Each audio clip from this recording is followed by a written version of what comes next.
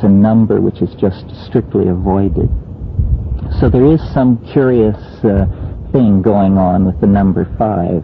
You know, in the Timaeus, as people are coming in and sitting down for dinner, Plato turns to Timaeus and he says, the 1 generates the 2, and the 2 the 3, but where, oh, where is the 4th, my dear Timaeus? And this, the first 4 numbers, seem to lie in a much more archetypically intense relation than the number 5. 5 has been called the first human number. In any case, that was not the anomaly which leaped out at my eye when I graphed this thing. What I noticed was that there was a sawtooth stroke at the beginning and at the end, such that if a reflection, or to use the technical term, if a stereoisometric reflection were rotated 180 degrees, the 2 ends would fit together perfectly. They would dovetail like the joints of a cabinet maker. And it would not fall into this kind of parallelism or congruence at any other point, only at the beginning and the end, and only, I then noticed, if the hexagrams were paired across from each other in such a way that they always added to 64. In other words, 64 is across from 64, that's the exception. 63 is across from 1, 62 is across from 2, 63 is across, and so forth. Okay, so that it sums in all directions to 64. And so I looked at that for a long, long time, and then I saw that what I had done, that though there were these congruencies at the beginning and the end, there were also approaches to parallelism at 6 points in this figure, rather evenly spaced. And I realized then that what I had done is I had taken the entire King Wen sequence, run it forward, run it backward against itself, and created a kind of macro hexagram, a super hexagram, which contained the entire sequence twice, running backward and forward. And at that point I had insight into a curious passage in the Confucian commentaries where it says of the I Ching, the backward running numbers refer to the future, the forward running numbers refer to the past. This was an anagram which makes no sense whatsoever unless you posit the kind of structure that I'm talking about. So then I wondered, what could this thing possibly be for? And I experimented with,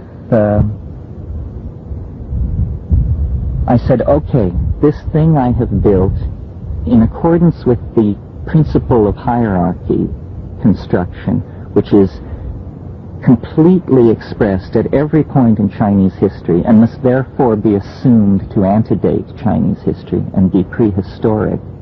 This hierarchical principle can be used to manipulate this strange figure. Now, the lines of a hexagram are called yao, and there are 384 yao in the 64 hexagrams. Obviously, 6 times 64 is 384. So I said, I will take my figure and I will treat it as the yao of a hexagram. And so I made 6 of them, end to end. And then I said, okay, now I have the 6 lines of a hexagram, some kind of hyper or macro hexagram. But a hexagram is composed of more than 6 lines. It is composed of 2 trigrams. So I took my figure and I multiplied it by a value of 3, and I laid those 2 over the 6, generating everything from a common point of origin. So then I said, okay, now I have everything that is in a hexagram except the hexagrammatic wholeness that is embodied by the thing as a gestalt, as a whole-nomic entity.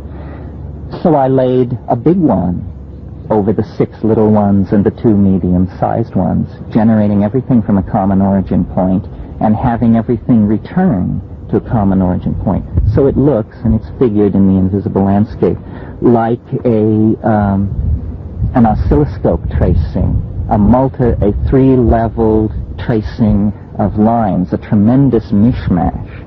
And this was the problem. The voice then was by this time saying, this is the map, the fractal map of all space and all time. It exists on many levels of resonance. And I personally could feel that.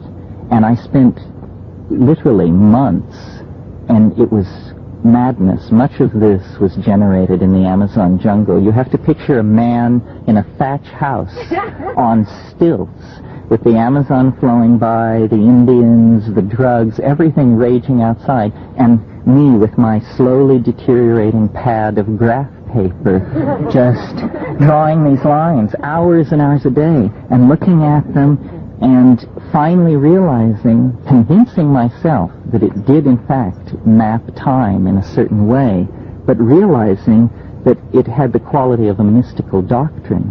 The interpretation of these slashing, paralleling, intersecting lines was impossible to convey to another person. I had to have a method of reducing this compound, complex wave to a single wave, moving in a single direction on a single level. Fortunately for you, I'm going to skip over the mathematical details of how this was accomplished, but I assure you that it was accomplished, and to me it was like a series of revelations. I didn't even care about the I Ching, and the notion that out of myself I could extract the techniques to collapse this wave and to produce something coherent out of it, it was like a revelation. And I don't even today know that much about the mathematical ways of handling waves. I'm sure that I reinvented the wheel in some sense, but the point is that I did reinvent it all by myself.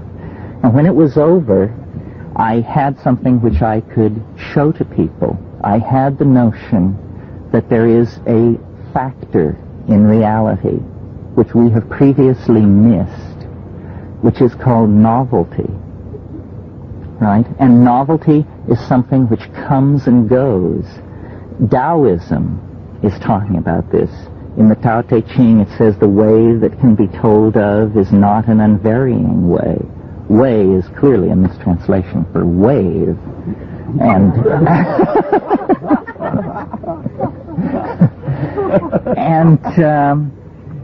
so then, okay, you have this thing, you've reduced it to one level, it is now an object of reasonable research. But what are the periods? What are the frequencies? What are the harmonic resonances by which this thing expresses itself in time? In other words, what I had generated up to this point was a wave unscaled against the world. And the teaching voice said, now we will show you how to scale this against the world. Remember that there are 384 Yao in the complete sequence. 384 is a number that has not been well regarded by calendar makers. It's 19 days longer than a solar year. However, there have been lunar calendars at various times among the pre-exilic Jews and other people where 384-day lunar calendars were used. I found out all this after the fact.